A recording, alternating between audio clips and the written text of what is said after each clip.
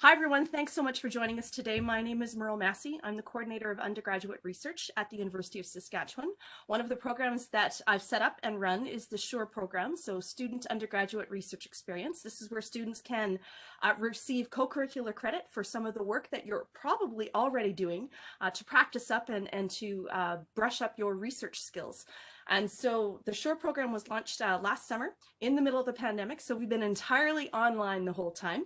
And this semester is, so we're recording this in February of 2021, and today we have a faculty roundtable, and this session is around the faculty view around hiring undergraduate students and some of the suggestions and some of the best practices for students to get the most of their research experience and to have a good research experience. And we have three lined up, although our third guest is running a little bit late, so I will duck out and go check on him. But in the meantime, we have Dr. Janet Hill and Dr. Hannah Park.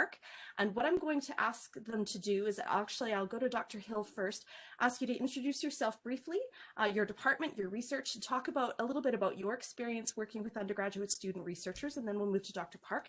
And if our third presenter has arrived, then they'll slip in at that moment. How does that sound? Sounds good. Excellent. Over to you, Dr. Hill. Thanks, Merle. So yeah, I'm Janet Hill. I'm a professor in the Department of Veterinary Microbiology, which is in the Western College of Veterinary Medicine here on campus. And I guess I would start by saying I've had a lot of undergraduate student researchers in my lab over the years. So my lab works, we're microbiologists, we're molecular microbiologists, and we have a lot of interest in infectious disease, both of animals and people. We focus a lot on diagnostic tools, so developing better tools for detection of infectious disease.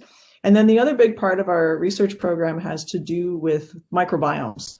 So studying all of the communities of microorganisms that live on and in every person and animal, and that we now appreciate more than ever, I guess, have a huge role to play in our health and well-being.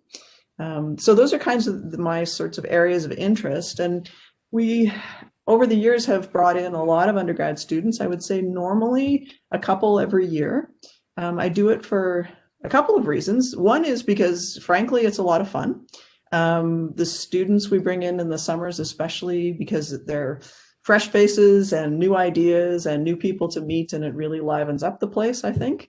It's a really interesting teaching opportunity for me because most of the students we take on don't really have any experience in the area.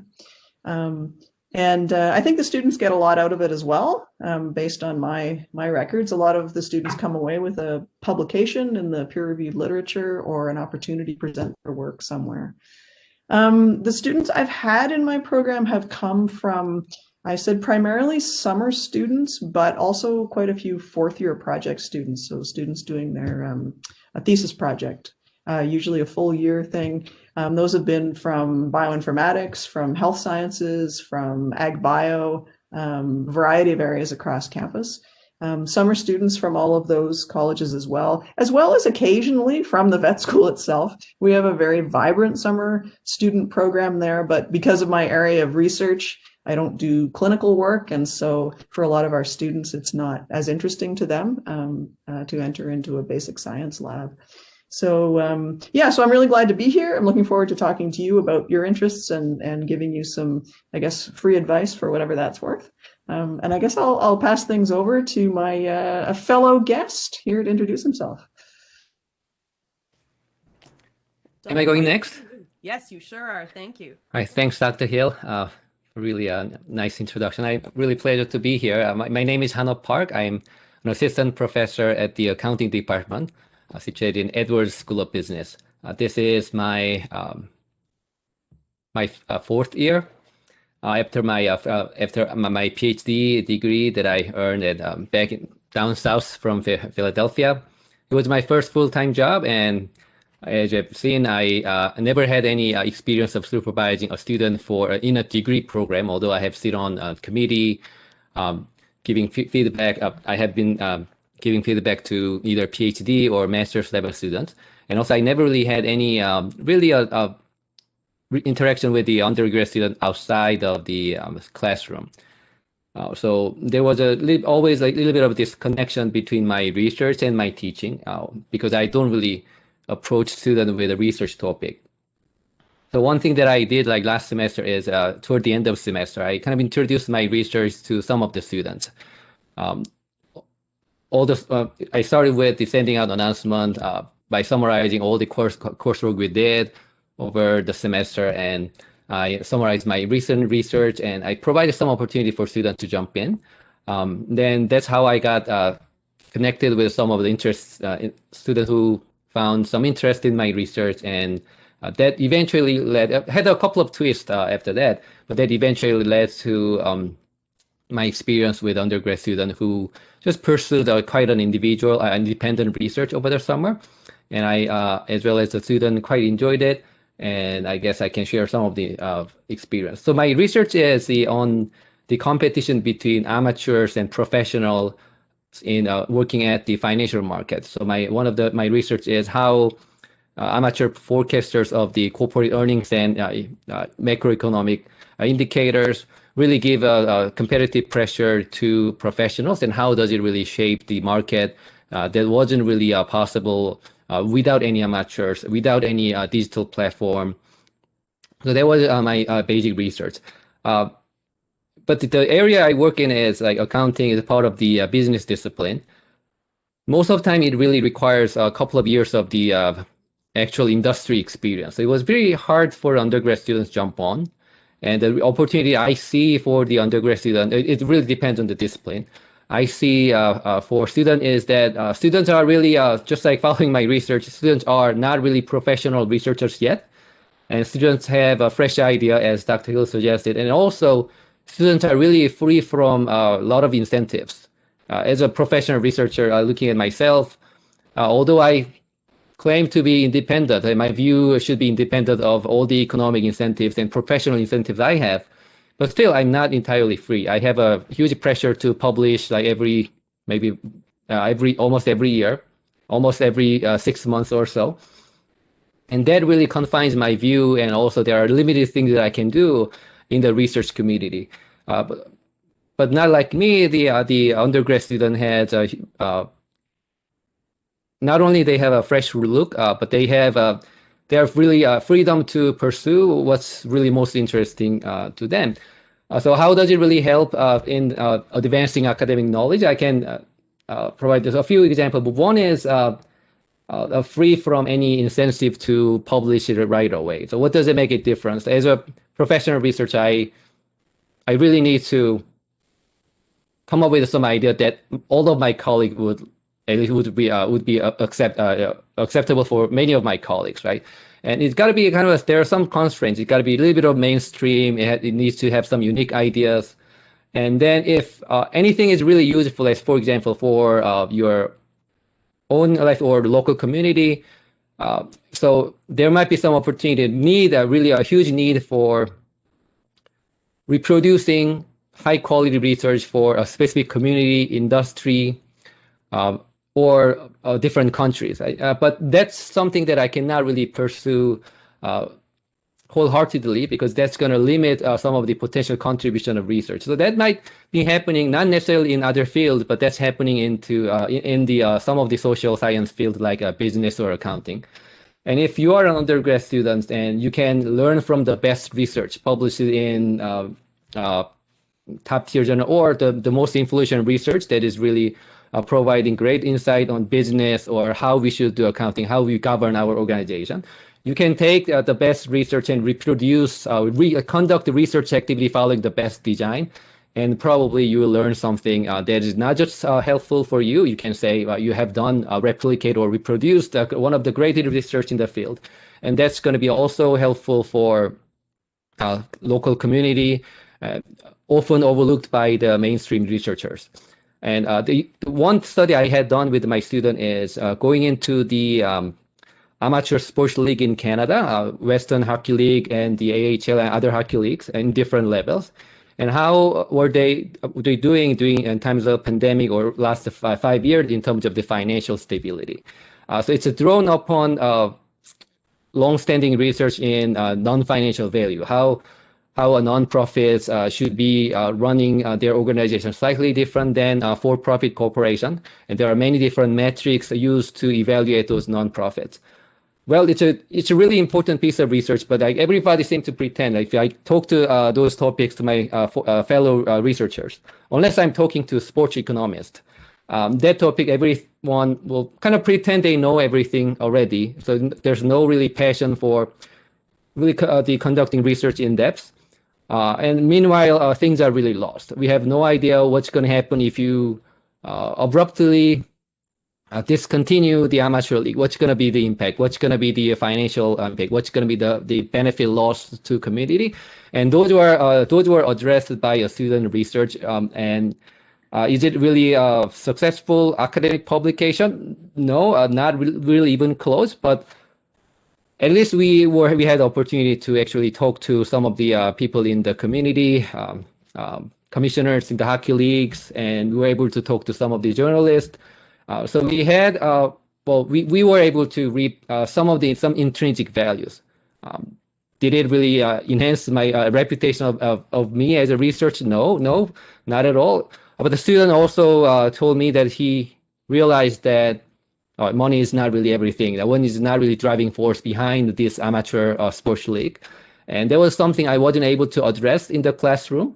We only talk about financial reporting, accounting, like profitability, and those are a lot of things lost in the class. And I was able to catch up with this undergrad researcher program.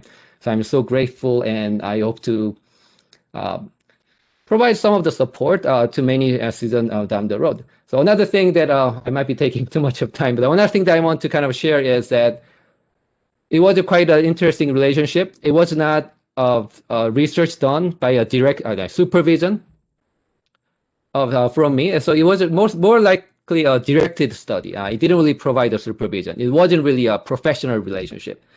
It was after the class now. The student and myself we are no longer really bound by a professional relationship, and there was some freedom, and I enjoyed that relationship a little bit more than a relationship I would have with a master's student or other PhD students. So that was also a very quite intriguing experience I had. So that was all. I'm gonna turn the mic to someone else. Thank Dr. you Mo, very yep, much, Dr. no problem. Park. What I found fascinating out of what you both said is that Dr. Hill, you were talking about the sorry, my cat is here visiting. You were talking about the ability for students to have these professional outcomes, you know, to have their name on a journal article, that kind of thing. And Dr. Park, you were noticing that your impact was more at the community level, and having these sort of bringing back these understandings from the community level that sort of sit outside your realm of research, which is economics and finance, and to think about how to add all of those things together. And so your experiences are almost polar opposites in some ways, and yet they both bring they really showcase the variety of experiences that undergraduate students can have. And I thought that it's a really, really good balance. It looks like Dr. Brooke is not going to be able to join us today, and so we're just going to continue with how we have it structured. But what I'll do is that I'll insert my voice a little bit more in a few spots, simply to recognize that there are things in terms of my own work at the University of Saskatchewan. Of course, this is one of my main jobs, is to support faculty who have undergraduate students working for them in a research capacity. And so it's one of the reasons why we developed the SURE program, is to find a space where is there training that we can do for students, that we can, instead of training individual students, can we do this kind of more collectively? Can we do this in a way that takes some of the pressure off of faculty? Are there things that all students, you know, would benefit from learning? So that's one of the things that we're doing with SURE. Another thing that we do is to just allow students to ask their questions, to create a space for you to ask. Clearly, all of you who are here today are thinking about research and are interested in research, and so we want to create a space for you to ask those questions. So if a question comes up to you today, as our two guests are chatting, please be sure to put it into the chat box, and I'll be sure to ask them. But the first question that we thought about is that here we are in the middle of a pandemic, and are there and will there be undergraduate research opportunities coming up this summer? And how might they be different from, and how were they different last summer from perhaps what you've done in the past? And what, yeah, are there still opportunities? Can students have hope? Are there still research spaces that are going to be coming up in this coming year? And Dr. Hill, I'll let you answer that one first. Yeah, certainly in my area, in the sciences, absolutely there are. I think there are there's a huge variety of situations that people are in, but in general, I would say, you know, probably we're certainly not back to a regular level of research on campus, but we're certainly getting there. There's still a lot of activity going on. I know myself and others who are planning to go ahead with summer research projects. There's obviously a few more hoops to jump through in terms of getting permission for people to be on campus. You know, there's also opportunities, though, for students who are not interested in being on campus and want to work remotely. There are certainly also opportunities that way. I mean, I had 2 students not in the lab last summer working on projects that were, you know, largely computational, and we could do that with the tools we had available to us. But I would just say it's not, there's no simple answer to that question. And that's why I think people just really need to ask questions and find out what's possible. You may be surprised. There's a lot of things that are still very possible. Dr. Park, what are you seeing in the social sciences? Is there room and opportunity for remote research? Yeah, I think it's a opportunity arising from the difficulty that we have in general in the job market. So I think I represent social science as a whole. So again, someone coming from the business school, students had difficulty finding internship. That was a huge blow to many of the business school students, especially at the undergrad level. And also there has been difficulty of us conducting research in some fashion. It's like I mostly do analytical modeling or data analysis. So I've been hit like much less hard than other fellow researchers. If you want to really do interview or survey or experiment with the human subject, the bar has been really gone up tremendously. It's just not like everything is not the same as before. So really, yeah, as Dr. Hill mentioned, there even in social science areas, there are lots of hoops to go over. Even for you to actually start to really propose some of the research and receiving fund and all the resources. Securing resources have become very difficult. So the opportunity I see is more structured type of research. So more quantitative oriented. So for example, is one kind of stream of research in accounting and finance, using data from the capital market, and we come up with an investment strategy that can be a recipe for hedge fund someday, or it might turn out to be a bust. But this is something that we can conduct research no matter of what external circumstances are. And a new pandemic provided a lot of interesting data from many sources. That also acquiring those data takes some effort. But anyway, well, data is not something we can really put hands on right away. Someone else already collected the data, and there's no barrier for us to reach anyone in New York or Ontario for the inquire data and other functions of the university, like going through the looking for the writing a proposal for research or seeking funding from external or internal sources. Those are still intact, right? So there are just a huge opportunity also at the expense of some other types of research. That's really unfortunate. But there's also another opportunity which that have become even easier than before to pursue. So I think that's some of the strategies students can take. I think that's a great answer, and I wanted to kind of give an overview. Of course, the pandemic hit in March last year in Saskatchewan, and when the university shut down and made some pretty serious changes. And my office had about 38 students that we were supporting across campus that had been hired or in place for research projects to start in May. And of course, we immediately had to ask professors to pivot and say, okay, how can their projects, or can you change the project in such a way so that the students can do them remotely? Some of them, as Dr. Park just said, were already completely set up to be remote projects, or something like a dentistry case chart review, those sorts of things. So we had to look after a few ethics considerations to make sure that the students could access them using their own computers. But for the most part, I would say 90% of the research projects last summer, even if they had originally been envisioned as being an in-person, data collection focused internship, could pivot and to be something more like chart review or something more like literature review kind of work. So those sorts of things, or data analysis on existing data sets. So that happened in a lot of cases. There were a few that were just unable to go forward. And so, but about 90% were able to go. And so just to give you if that's reassuring at all, it is possible. And absolutely, Dr. Park also mentioned that it was,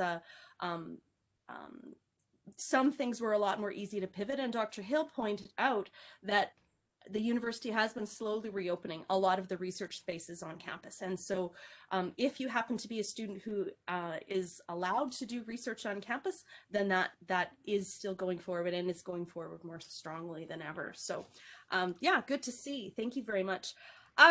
The next question that I wanted to bring to your attention, and I will get to the questions that are coming in on the chat as well, but what is your best advice to students when they're looking to contact professors to inquire about opportunities? And Dr. Hill, since you've been doing this for a little bit longer, I'm going to turn this one over to you first, because I know that you get a lot of cold calls that comes in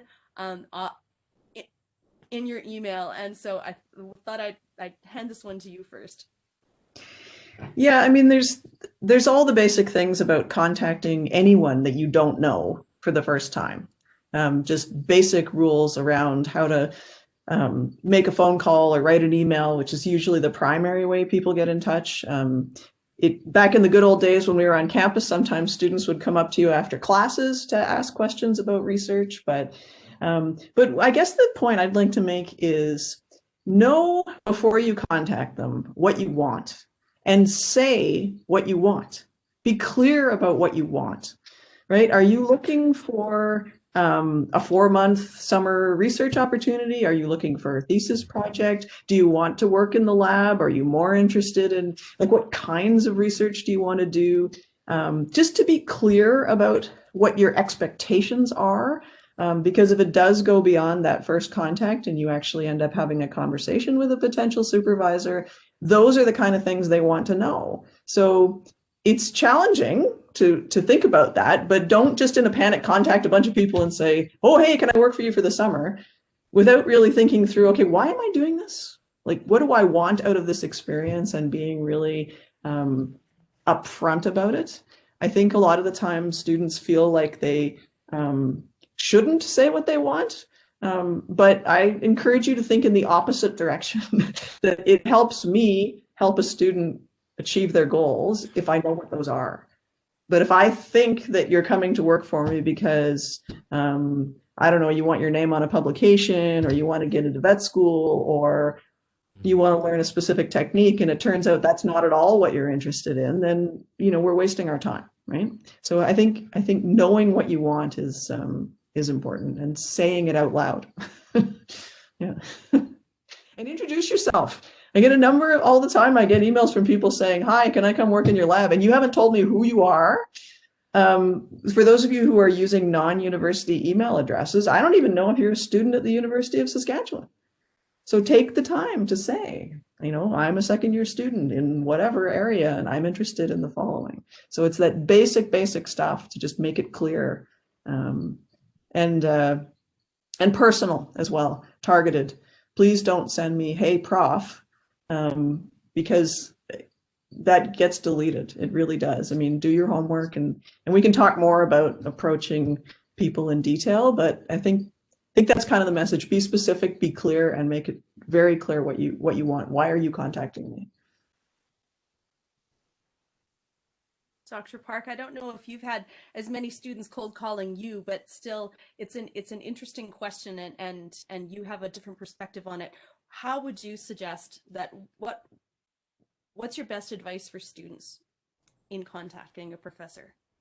Yeah, I just took notes of what Dr. Hill said. I wish I had an advisor like her when I was undergrad student. I would have been much more successful talking to professors. So I wholeheartedly agree with what everything Dr. Hill said. It's got to be personal. Student got to be able to introduce, and just plainly feel free to tell everything that he or she student wants. Is it an internship? You want to really jump on a research project for an eventual publication in mind, then that's probably only way for a faculty to really talk to. Otherwise, all students are fairly just like to that really diverse to really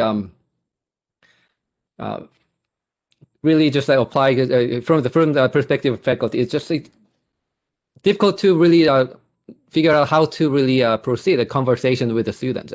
We just don't know what students really want. I guess that's probably the same from the student's perspective. Like, students probably have no idea what I've been doing and what probably I want to do. So any opportunity to really casually talk over. So it's really difficult right now. We don't really have any physical contact between the faculty and students most of the time. So I understand that's going to be difficult, but asking for more information, I think that's really that can be feasible. If you are not sure, I'm not really sure what to do with the students. Students probably feel the same. Then, without really being afraid of being right or looking or competent or whatever, just like put everything aside and just starting a conversation plainly. That might be a good start. So I also get, not usually, but most of the time, email from the outside of the organization, university, looking for research opportunity or inquiry about the program. Most of the time, I can't really respond to those emails simply because I don't know the person, and it's not really targeted to me. It's targeted to multiple faculty or multiple organizations at the same time. So I have no way to respond to those emails. So it's totally fine if we have never had a conversation. I would be open to someone who is ready to ask a question or just listen to what I have to say. So that might have been a little bit difficult. I never really had those emails. That really starts with the conversation after the class or student just knocking on my door. So I imagine it would be difficult, but now we've been in this pandemic for more than a year. Maybe professors are more responsive to those emails, not necessarily random. Like, as long as it's really intended to a specific faculty, I think there's really a high that has high chance to continue the conversation. I think that's fantastic, both of you, and great advice. We've been working on an infographic from my office, and we have a new version that went out today. And Dr. Ryan Brook, who was unable to join us today, has been working with us on this graphic. And it was funny. So over the course of about 4 days, he forwarded to me every single email that he got that came randomly over the transom, and I started to panic after we got to 9. I thought, you got 9 random emails from students in the course of this 48 or 72-hour period. And he said, yes, this is very common. It becomes so common that he actually has a particular email signature that he uses to send back to students to say, you look great, it's not about you, but I just don't have a room or space or money to support you at this moment. Best of luck in your continued search, or something to that effect. It's there are more students than there are positions. That's certainly for the most part the case. However, don't think that you're necessarily competing with other students. It's always about finding the right fit, and it has to be the right fit for you as well. And so that's something else that we added to the infographic today. And so I'll make sure that I send that infographic around to all of the SURE students, so you get a chance to see it. I guess so. Well, I wanted to add in, Eve also said doing your research also includes checking out a professor's professional profiles and any of their published works of the things, of the people that you might want to work for. Get to know their research. And this is excellent advice, and it's actually included on that infographic. The more research you do, then you're not sending out those mass emails to everyone. That you're actually targeting and thinking through really thoughtfully why you want to work with that particular faculty member. What is it about their research that really intrigues you? And so that's something, the more time you spend on that, the better you'll be able to craft your pitch as well. And if either of you, Dr. Park or Dr. Hill, want to hop in on that particular thought, then feel free. And then I'll open it up to the next question. Yeah, no, I think that's really good advice, but I also just would say that personally, I don't have an expectation that someone is going to have expertise in the area. And if you haven't been in the field, I would have zero expectation that somebody could pick up the most recent paper out of our lab and read it and get much out of it. I mean, I like to think they'd get something out of it, but so that's not what I'm talking about. It's more just a familiarity. It's like, oh, hey, I see you work, in infectious diseases, and I'm really interested in that, and maybe there's a place for me to contribute to what you're doing in your program. But it's just, I mean, I have literally gotten emails from people saying they want to work in my lab because of our work in like jet engine maintenance or something. I mean, I'm not kidding. So this non-targeted stuff is not so helpful. So I think, yeah, good advice, but just don't let that intimidate you. No one's going to give you a quiz, like they're not expecting deep knowledge, but it's just a familiarity with the area of work and the kind of things that they do.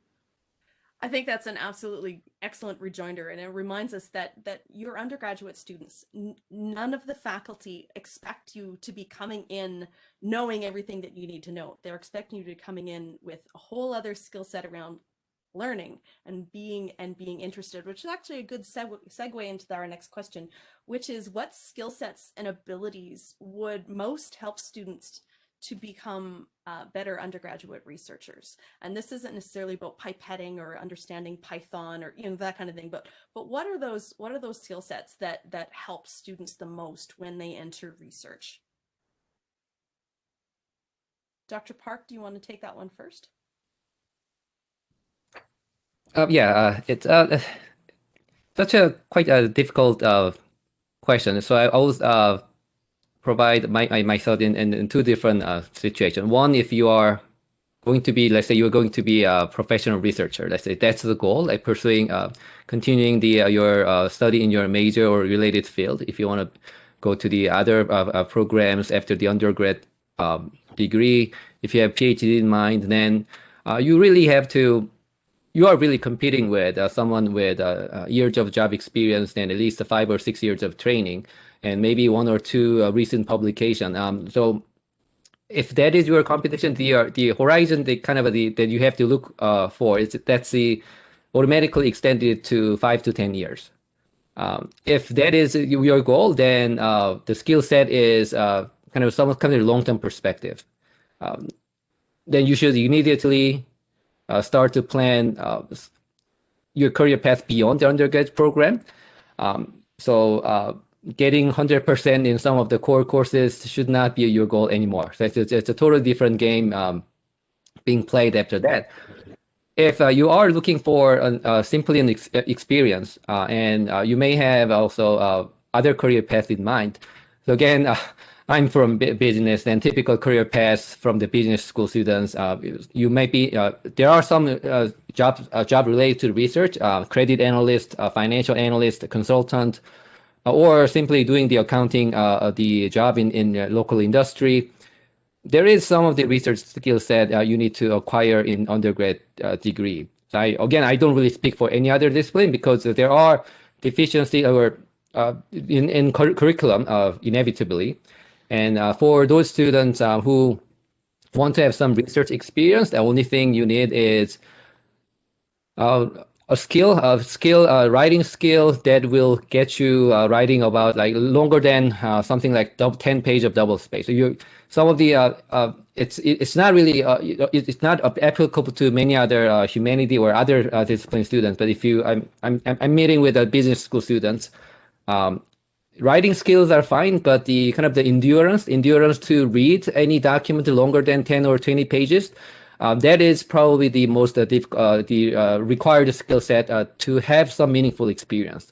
If you don't have, then there's no really good starting point. It's going to be very difficult to appreciate individual research piece. Then your experience is really not really going anywhere. So this might sound very simple, but most of the time it turns out not the case. It's even more difficult for experienced faculty as well. If you are really if you have other obligation in your life as well, and you are time constrained, then going over 20 or 30 research papers in somewhat detail, that requires not necessarily special skill, but in the endurance and patience. So I think if you can have that, that's going to be a great start for almost everyone. So I got endurance, patience, tenacity, willingness, curiosity. That's what I got out of that, which is and of course I am a historian and an author, so I'm all about writing skills as well. But Dr. Hill, you've done this and you've supervised students from across quite a range of backgrounds. What are some of the skill sets and abilities that you've seen students bring to the table that have helped them the most in their process? Yeah, I think I mean, they really are learning skills, right? I mean, research is just a process of learning. And so those basics of critical review of things, critical reading, editing, that sort of stuff is really important. I would say that, adaptiveness and resilience are really important. In the sciences, a huge wake-up call for a lot of students when they have their first research experience is the fact that all your experience in science to date, for a lot of us, is in labs that we take as part of courses, where someone has sat down and thought really hard about how to make this work for you, right? So they know what the answer is ahead of time. It's all been all the troubleshooting's been done. We know exactly what's supposed to happen. And then you get into the real world of science and, anything can happen. So stuff doesn't work. And sometimes you pound your head against the wall for a long time. So being resilient and really focused on goals is important. But I think another one is thinking about how you approach problem solving, right? That because research is incremental, right? We don't just do everything at once. We do it in an organized way, right? There's a series of asking questions. And one of my favorite exercises to do with students is to, given a result in the lab that doesn't quite make sense, is let's make a list of every possible explanation. And that is everything from alien intervention to like really mundane things. But you just keep going and you work at it and we'll fill a whiteboard with possible explanations. And some of them are crazy, but some of them actually turn out to be the right answer. And it's the same thing with problem solving, right? So if you have a problem to solve or you need a piece of information, how many ways can you think of to get it, right? So what's another way you could do that? What's another way? Where's another place you could go? And I think it's good to really challenge yourself to being resourceful, I guess would be the word I would put to that. That's a huge skill. So a lot of supervisors, they're not going to spoon feed you everything, right? They're going to say, okay, hey, we've got this problem and I need you to come back to me with an idea about how we could solve this problem. What's the first step we could take? Breaking a complex problem down into little steps is a real skill. And that's the same thing with solving problems at home or in a course you're taking or with your bike or whatever, right? It's a complex problem, but you can break it down into little pieces. So I think that would be the other one. And open-mindedness, I think, would be the other one. Just a willingness to listen, to be, what do they call it? Intellectual empathy, right? That you have to be able to open your mind to other people's ideas and to things you read and to really think about them and not just dismiss stuff out of hand. So Those are sort of the things I think of. Eve, you have your hand up. Did you want to ask a question? Sorry, are we only supposed to be typing questions or? No, you can go ahead. Oh, okay. So with the intellectual like empathy, so I'm a woman in STEM and I've encountered pushback. How do you, when you do encounter someone who doesn't necessarily have the same degree of empathy for your intellect, what would be a good way to deal with that?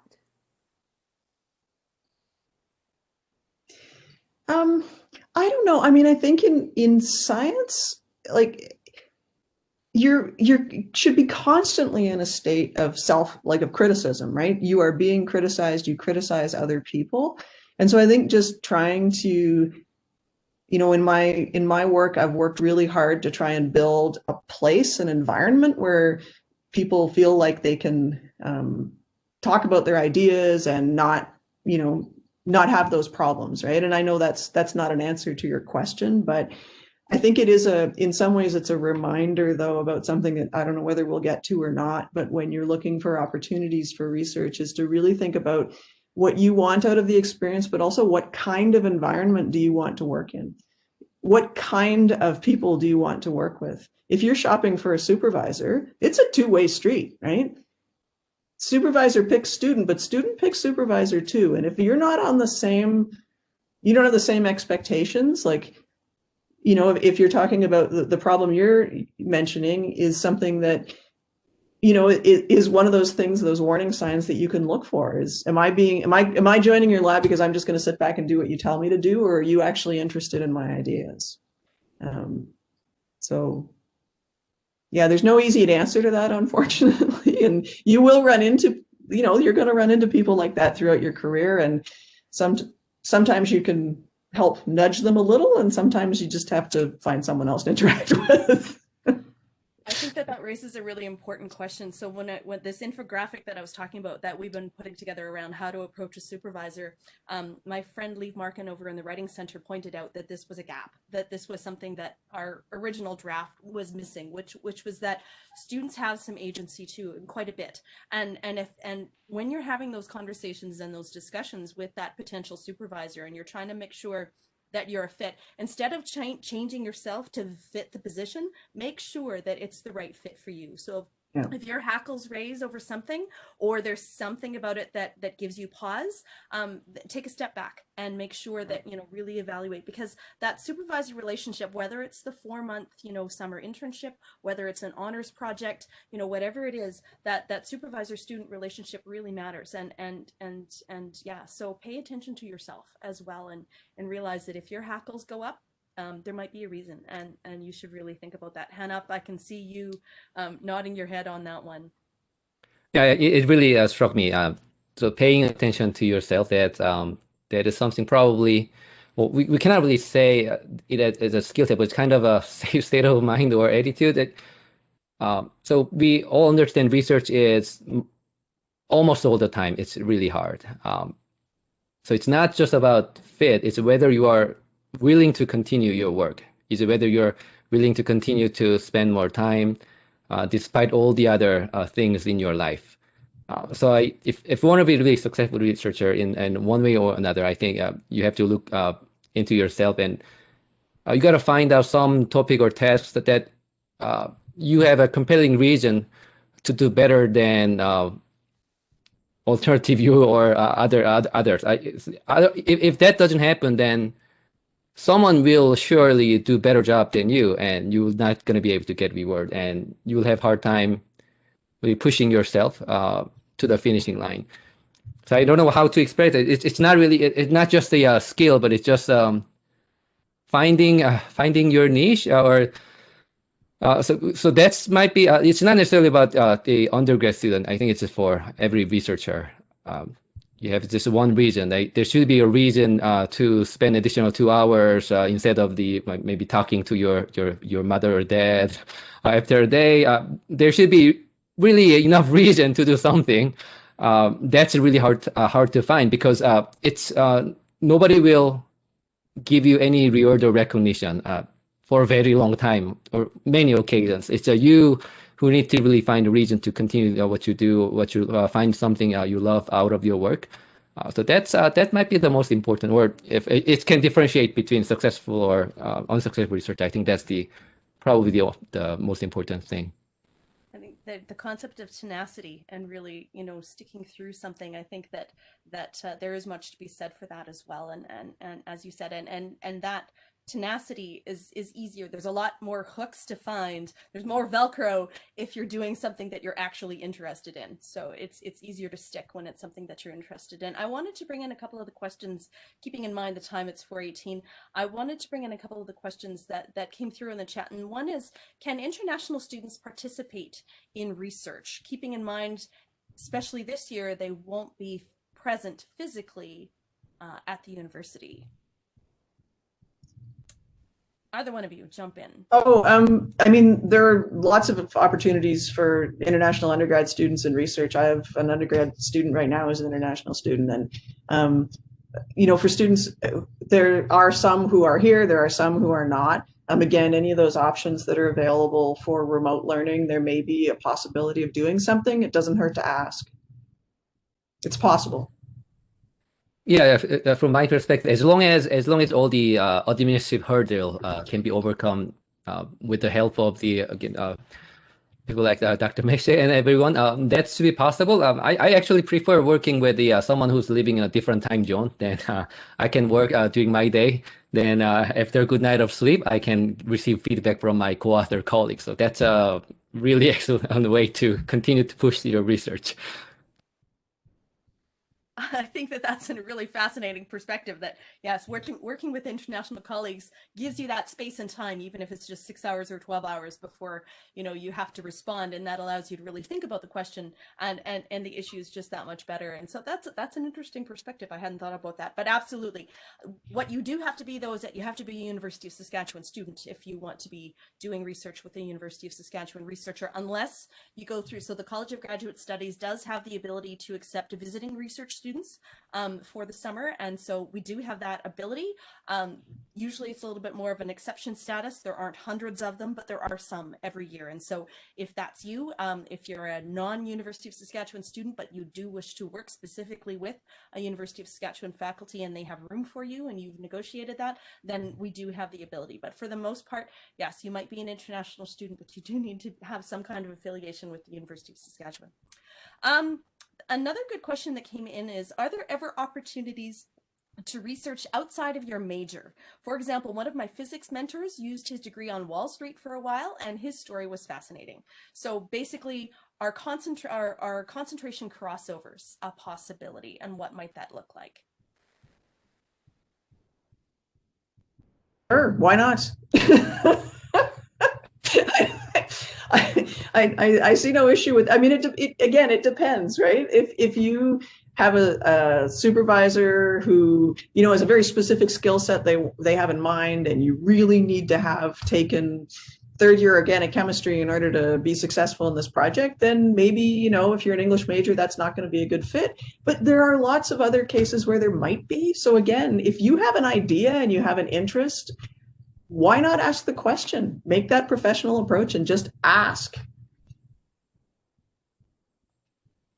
Yeah, I would say in business research, typically your major doesn't really have a lot of weight, mostly because the curriculum is oriented for success in the job market.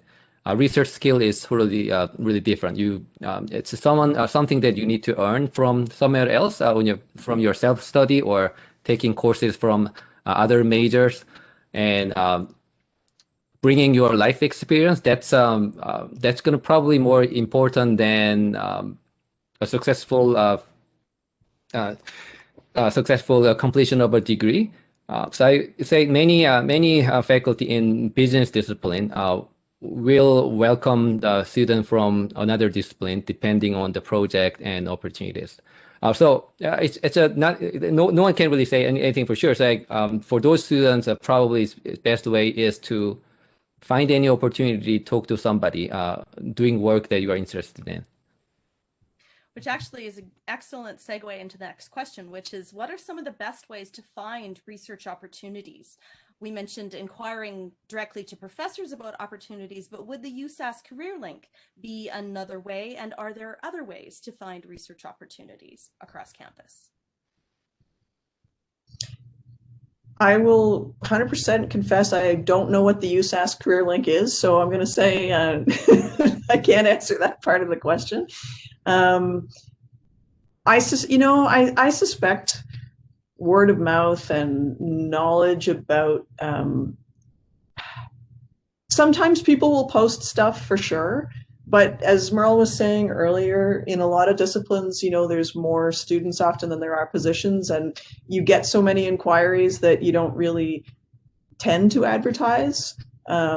Sometimes profs will talk about it in class if they have opportunities in their research group or in their department or whatever. I know departments sometimes advertise, or colleges advertise, funding programs, and that's something I hope we have a minute to talk about, because that's a super important aspect of this as well. But I can't answer the question. Why don't you take the opportunity right now and talk about some of those college specific or departmental specific applications and what those look like? Yeah, so just to say, there are definitely some units on campus that do have their own funding programs to help support summer students. And that there are also other sources of funding available. So one of the things I think you really need, if you are interested in especially summer research programs, you're being hired on as a research assistant into a program. And certainly in the sciences, it's the case that you are a salaried employee. You cost money. And that means that you have to find a supervisor who can pay you, who has the resources to do that. And one of the most important things, particularly in the natural sciences and engineering, is we rely on scholarship programs like from the Natural Sciences and Engineering Research Council of Canada. So learning about how students are funded, other professors will have grant money that they can pay you from, but they may not, right? So you need to do your homework in figuring out how these, what programs are available. Like, for example, I know the chemistry department has their own summer scholarship program. The vet school does, but it's only for vet students. There may be others around campus that others can speak to. Toxicology, psychology, there's a few others. Yeah, right. So doing your homework and finding out about those programs and the deadlines. Like, we should have been having this conversation back in the fall, right? Because the deadline, for example, for the NSERC scholarship program was passed this week. So one thing I really, if I can leave you with anything, is plan ahead way further than you think. I am making plans for next summer in the fall previous. As soon as summer's over, I'm planning for next summer. So I will make commitments to students in the fall term, and application deadlines for funding opportunities come and go. So if you're looking around in April for something to do for the summer, it's going to be slim pickings. So make those, and maybe the answer you'll get when you make the inquiry is, oh, geez, I haven't even thought about next summer yet. But at least you've got your foot in the door and you can say, oh, okay, great. So when should I contact you to talk about this? Because their timelines could be different, right? I'm applying for money now that might fund a summer student in the summer of 2022. So I need to plan ahead. Yeah.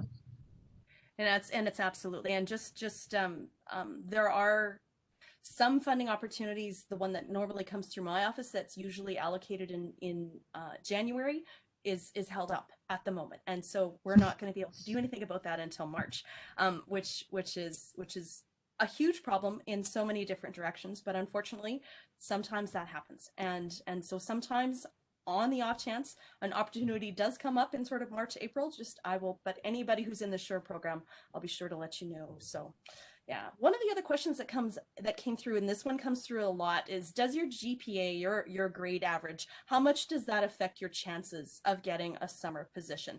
This is probably the third most common question I ever see. Dr. Hill, what do you think? Yes and no. So yes, there's absolutely no question that life is easier when your GPA is high, right? Like that's just the truth. It does. It makes a lot of things easier. One of the things it does is it gives you opportunities, for example, to be competitive for scholarships that might fund summer research. And that can help you be a much more attractive candidate to some supervisors where that's a make or break decision. In other cases, it doesn't matter. And maybe, you've got a particular skill set, or, there's other things about you that if someone has the funding to support them, maybe they don't care about your GPA. They might care about what classes you've taken. I mean, you'll find often people will ask for a transcript, and it's really for two reasons. One is, people are always interested in grades, but it's also about your experience. What classes have you taken? What's your knowledge base likely like?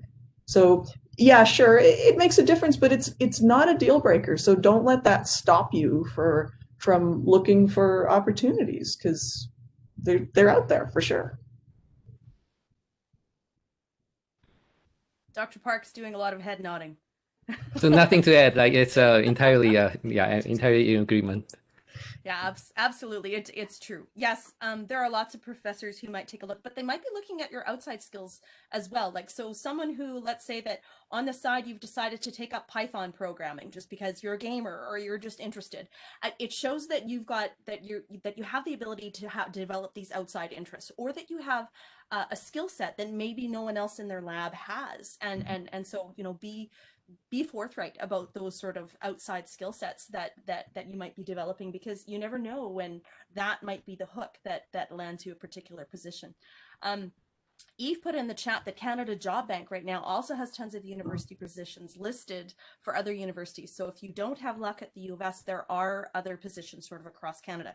And with the pandemic, we're actually noticing that those positions are more open, that since they're remote positions anyway, they're just looking for the right, student for a particular project. So by all means, even if you're affiliated with the U of S, yes, you can work with other university researchers. Again, there are these summer research agreements, summer sharing agreements, visiting student agreements, these sorts of things. Most universities have those in place. So if you do happen to land one of those positions, by all means, take a look at it. Another thing that I wanted to point out is okay, and now it went flying out of my head.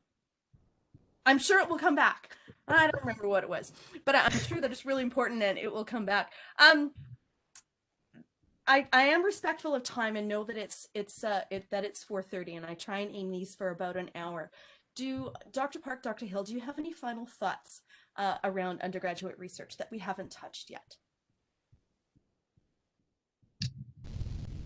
No, I mean, it's a great adventure. It's something that a lot of people, as an undergrad, I wish I'd done it. I never did an undergrad research project. I don't know what I was thinking. I guess at the time I didn't think I was interested. And maybe if I'd had that experience as an undergrad, it would have changed the way I approach things. I don't know.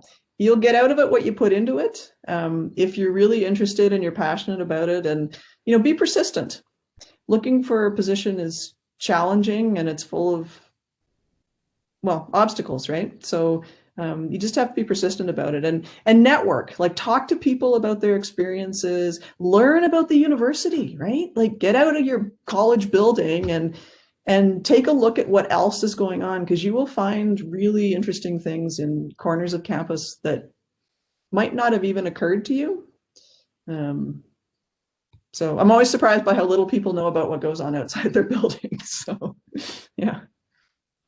It's a really, really good point. Yes, college building, exactly. Tay asked, is it too late to contact profs for summer research at this point? I would say probably no, it's not necessarily too late, simply because professors are starting to hear now about whether or not they've been successful over their larger grant applications. And so even though the deadline has passed for, say, the NSERC USRAs, which Dr. Hill talked about, a professor might be just about to win a fairly large grant. Some of those grants might be multi-year grants. And still, you always want to make sure that you're at least putting your foot in the door and saying, hi, I'm here. If you have an opportunity and something comes up, I'd really appreciate the chance to talk to you. And so I would say that now is not necessarily too late. Dr. Park, Dr. Hill, what do you guys think? Yeah, not at all. And I don't want to give anyone the impression that I'm sending the message that it's too late. It's too late for some things, but absolutely not. it never hurts to ask, right? Yeah. Yeah, totally agreed. If you ask, then someone might be able to come up with alternative sources of funding. It can happen. Other faculty from other within the same department, anything can happen. So it's better to ask. Yeah. Absolutely, and following along with that idea is that professors sometimes get grants that are non-tri-agency grants, so outside Government of Canada funding. They might have community funding. They might hold a research chair where they have a certain amount of research funding that they can put towards undergraduate students or whatever they choose. They might be a new faculty member and they'll have startup funding available that they might be able to use to pay an undergraduate student. You might actually ask for a shortened a smaller project or a shortened period. Let's say that I have a history background. Let's say that you're looking for just an 8-week, very small contained research project. Those are possible as well. And so actually in some ways, undergraduate students have sort of more options open to them because you're a little bit more flexible in what you're looking for and what you're able to do. And so sometimes a professor might have those small 6-week or 12-week projects that they just need someone to kind of get off the side of their desk, and they have the funding to do that. And so sometimes undergraduate students find positions in places and times that they weren't necessarily expecting. So, right. So back to that idea of saying what you want, right? If that's an option for you, be clear about that and say, I understand, you might not be able to commit to me for the whole summer, but I'd even be interested in a 4-week experience if there's something like say what you want. Absolutely. I think that's excellent advice. Thank you both for being with us today. In some ways, we ended up with just filled the time period, no problem, even with just 2 of you, although our third was unable to join us today. But thank you both very much for joining us. And for the rest of you students, I will be sending out that infographic, which I hope gives you a little bit it captures a lot of what we talked about today and gives you that sort of that background look. Do feel free to reach out to me. I can try and help and connect you in any way that I can. I don't know all the professors across campus and they don't necessarily know me, but I can certainly try. However, I think that the advice that came out from the 2 of you today has been extremely valuable, and we thank you very much for sharing your wisdom and your experience with us today. Thanks. Good luck, everybody. Thanks, Merle and Angela, Dr. Hill. I even learned a lot from the conversation. Thank you very much. Yeah, that was great. Thanks. Nice to meet you. Nice to meet you. Take care. Take care, everyone. I'm going to stop the recording and away we go.